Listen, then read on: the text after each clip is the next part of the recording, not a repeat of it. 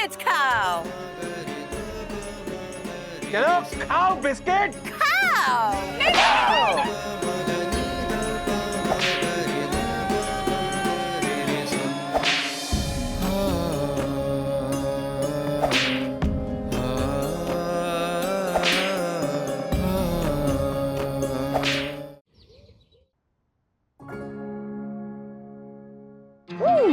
Mummy हमारे पास मेरे size का कुर्ता और धोती है। कुर्ता धोती क्यों? प्रोजेक्ट के लिए। अरे नहीं, तुम कब बैठ गए? अच्छा, स्कूल प्रोजेक्ट के लिए धोती कुर्ता? हाँ मैं खुदीराम जी पे प्रोजेक्ट बना रहा हूँ। खुदीराम बोस?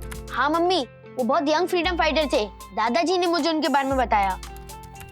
हाँ लेकिन ये धोती कुर्ता? हाँ डैडी, मैं उनके जैसे कॉस्ट्यूम पहनूंगा, फिर पिक्चर क्लिक करके अपलोड करूंगा तो टीचर इम्प्रेस हो जाएगी। ओहो, मतलब इम्प्रेशन जमाने के लिए किया जा रहा है ये सब? हाँ यस मम्मी। अच्छा तुम क्या जानते हो खुदीराम जी के बारे में? मैं कुछ खास नहीं जानता, बट इंटरनेट तो जानता है ना, तो मैं वहीं से कुछ निकाल के डाल दूंगा। और अगर मैंने कुछ डिफरेंट किया तो टीचर अच्छे ग्रेड्स भी देगी। ग्रेड्स? इंडिपेंडेंस डे तुम्हारे लिए सिर्फ एक प्रोजेक्ट है। और क्या डैडी, हमें फ्रीडम मिले हुए 74 इयर्स हो गए हैं और अभी तक हम हर साल ये फ्रीडम फाइटर्स पे प्रोजेक्ट बना रहे हैं। इससे अच्छा हमें साइंस या टेक्नोलॉजी का प्रोजेक्ट मिलता ना, तो आगे जाके लाइफ में काम तो आता। ये हिस्ट्री प्रोजेक्ट बहुत अच्छे होते हैं और इनका रेलेवेंस क्या होता है? मतलब फ्रीडम फाइटर्स की कोई वैल्यू नहीं है तुम्हारे लिए? आई नो मम्मी कि वो लोग लड़े थे और इसलिए हमें आजादी मिली, बट ना मैंने आजादी की लड़ाई देखी, ना आपकी जनरेशन ने देखी, और ना दादाजी फ्रीडम फाइटर थे। सो बेसिकली वंदु, हमें फ्रीडम एंजॉय करना चाहिए और हर साल प्रोजेक्ट बनाना चाहिए। यस डैडी, बाकी सब तो चिल।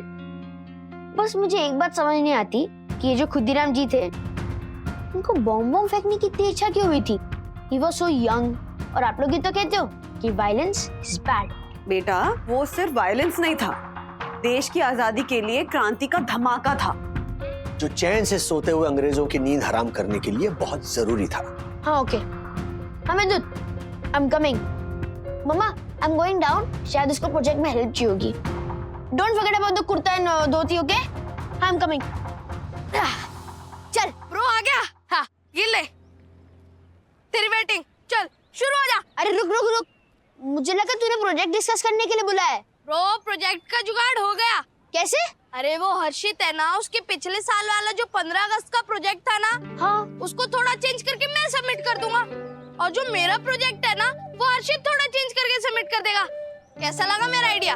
वाह सही है, चल जा बॉलिंग कर। तिवारी जी सर। अपनी नजर पैनी रखो। जी sir. Oh my God.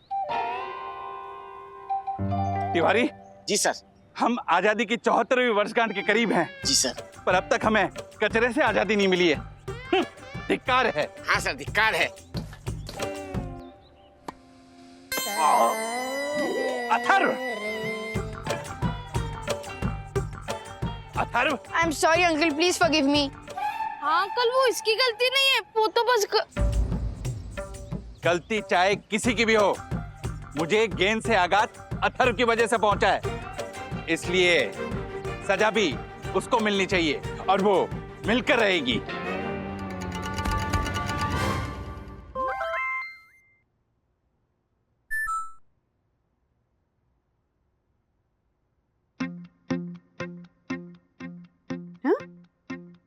Atharva और श्वानों का प्रवेश वर्जित। Atharva and dogs not allowed. Atharva और राजेश वागले को आज से एक हफ्ते के लिए साई दर्शन हाइट सोसाइटी के सार्वजनिक क्षेत्र में प्रवेश नहीं दिया जाएगा, ठीक है? वागले परिवार को सोसाइटी के सचिव को क्षतिग्रस्त करने के लिए और सामाजिक शांति को हानि पहुंचाने के लिए 35,000 रुपए का जुर्माना देना होगा। 35,000 रुपए? पहले तो मुझे शक था, लेकिन अब यकीन हो गया कि दक्कू भाई का दिमाग खराब हो गया। आगे पढ़ो। एक हफ्ते के लिए कोई भी सदस्य अथर्व से कोई भी सामाजिक व्यवहार नहीं करेगा। ऐसा करने वाले को जुर्माना देना पड़ेगा। अथर्व! अरे रात सीधा दक्कू भाई से बात करते हैं ना।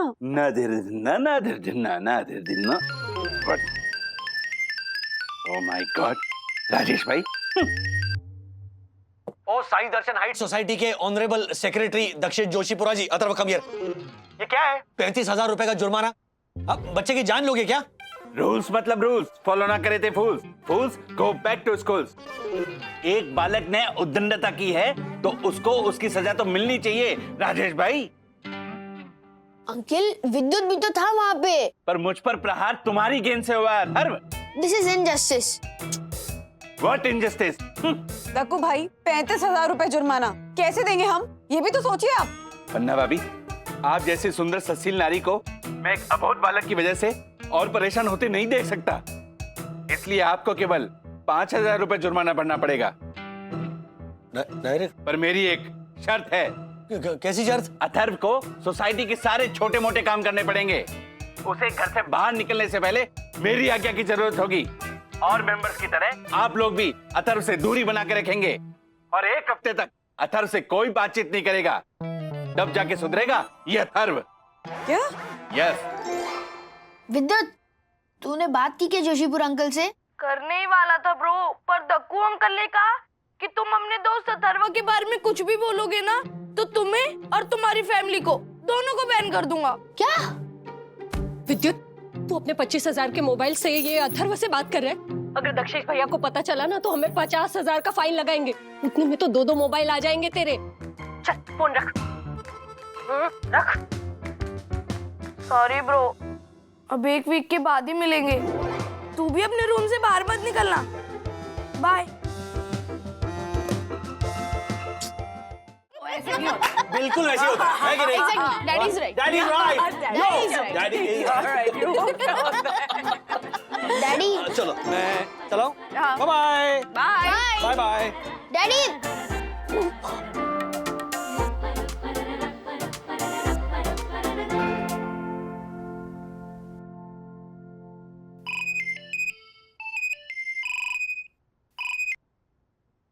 अथर्व, स्टडी टाइम ओवर हो चुका है। चलो अब फटाफट नीचे आओ और मैं जो काम बोलूं वो फटाफट करो। पास।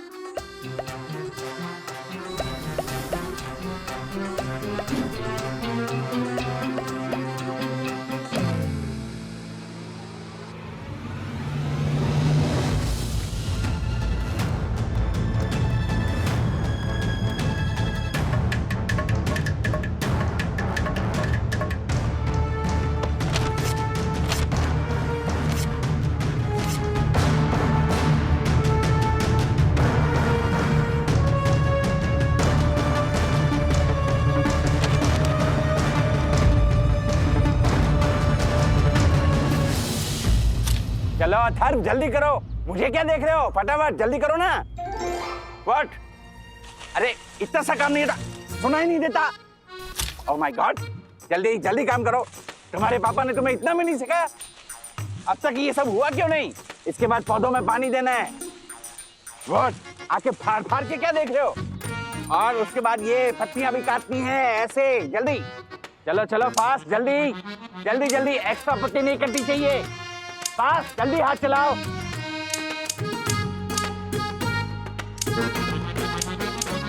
अथर्व इतना टाइम क्यों लग रहा है? जल्दी करो।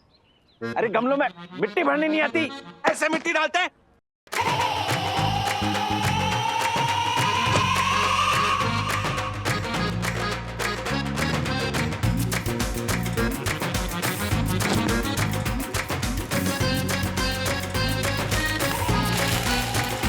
Oh my God! Atharva, you idiot!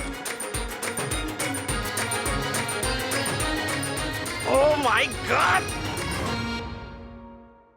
मना कर दिया।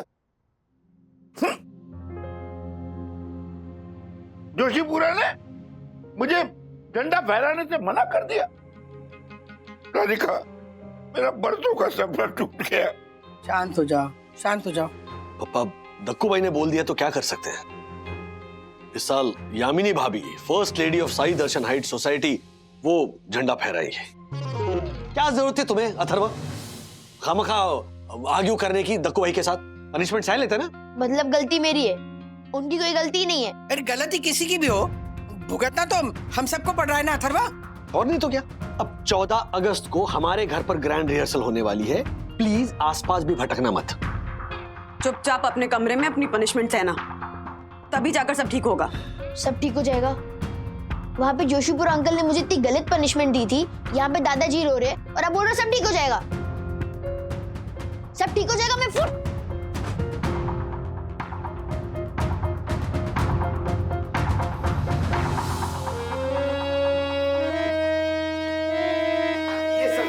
हाँ ये रखो। राजेश भाई, हाँ जी। मेरा सुर थोड़ा चेक कीजिए। है प्रीत जहां की रीत सदा है। हाँ यहाँ है। मतलब है प्रीत जहां की रीत सदा का है यहाँ है। दीजिए जोर। है प्रीत जहां की रीत सदा,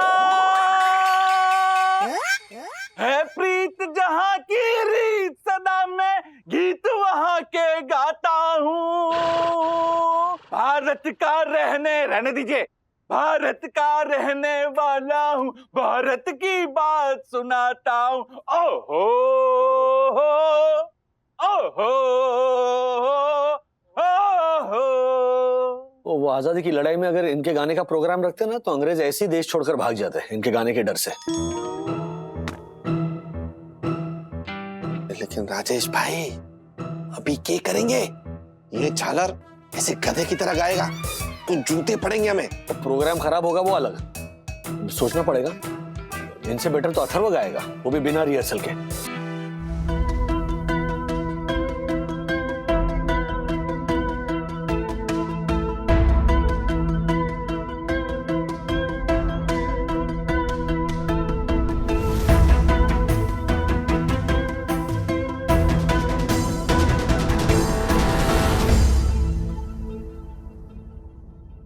ये हो गई कॉस्ट्यूम वाली फोटो।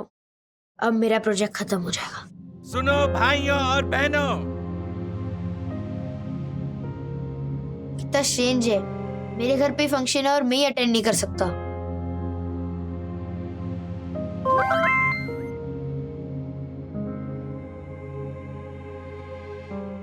मित्रों और परम पूजनीय वन्ना भाभी, जैसा कि आप सब जानते हैं कि हर साल मैं गीत गा के आपका मन लुभाता हूं, पर इस बार राजेश भाई के अनुरोध पर मैंने एक अनूठा प्रयोग करने की कोशिश की है। भारत माता की जय, भारत माता की जय, इनकलाब जिंदाबाद, इनकलाब जिंदाबाद। Simon go back, Simon go back. Dakku भाई व्हाट? Come back. ओके। वाह डैडी, आपने सिंगर को पोएट बना दिया। चुपके से देखना चाहिए प्रोग्राम। जोशीपुर अंकल ने शामिल होने से मना किया है, देखने से थोड़ी।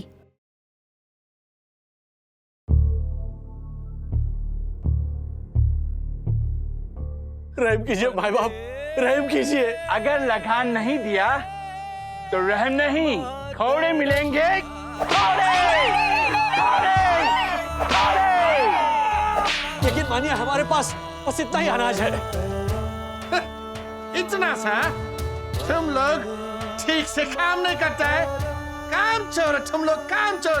और खौड़े लगाओ इसको। नहीं,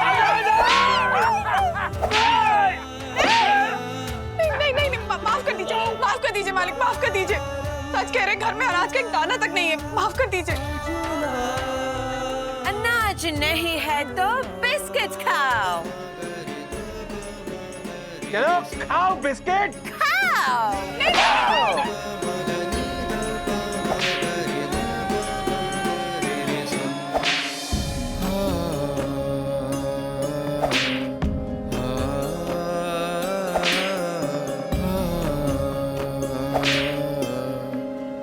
बिस्किट खाओ वरना गोली खाने के लिए तैयार हो जाओ।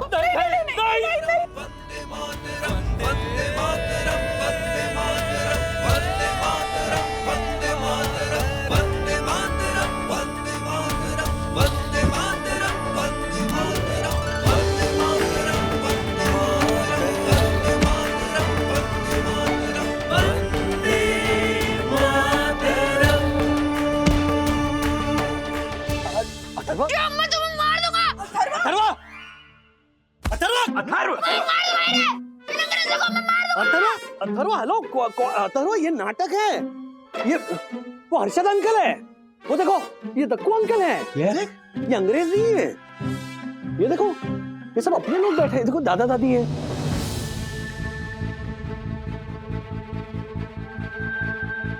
I am sorry.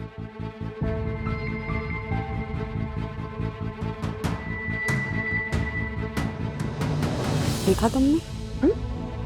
झूठ मूठ के नाटक में भी तुम अंग्रेजों का जुल्म देख नहीं पाए। तो सोचो, खुदीराम बोस जैसे क्रांतिकारियों पर क्या बीती होगी। हाँ बेटा, वाह क्या बात है, इधर आ बेटा। जिस जज्बे से तुमने बिना कुछ सोचे समझे बंदूक लेकर ऐसे कूद पड़े, इसी को कहते हैं देशभक्ति का जज्बा। और यही जज्बा खुद को देश के लिए न्यौछावर करने की हिम्मत देता है, समझे? देखा अथर्व, अब समझ गए ना कि अगर हमारे घर में कोई बाहरी आदमी आके हमें ही कानून सिखाए तो कैसा लगता है? इसे कहते हैं गुलामी। तुम हर पल घुटन महसूस कर रहे थे, है ना? क्यों? क्योंकि तुम्हारी आजादी छीन ली गई थी। यह है असली मोल स्वतंत्रता का,